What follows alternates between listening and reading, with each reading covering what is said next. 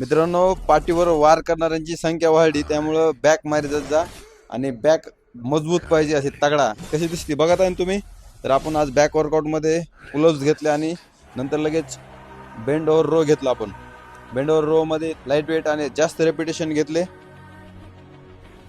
आणि max repetition घेऊन आपण 3 सेट डेडलिफ्टचे घेतले. वेट कमी घेतलं आणि रेपिटेशन खूप जास्त घेतल्या. डेडलिफ्टमध्ये थोडं आपण लाईट वेटच ठेवतो.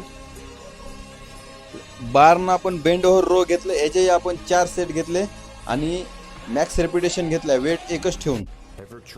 हे आपण सपोर्टेड पण घेऊ शकतो बेंचवर, इन्क्लाइन बेंच करून डंबलना. याचे पण आपण 4 सेट घेतले आणि वेट एकच ठेवलं होतं, कारण आपण मॅक्स रेपिटेशन मारत होतो. आणि आता वेळ झाली होती सगळ्यांचं फेवरेट वर्कआउट टी बार मारण्याची.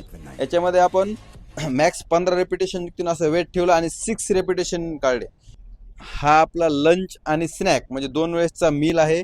म्हणजे एकदा इतकंच आणि परत इतकंच घेतलं होतं. डिनरला आपण चिकन घेतलं.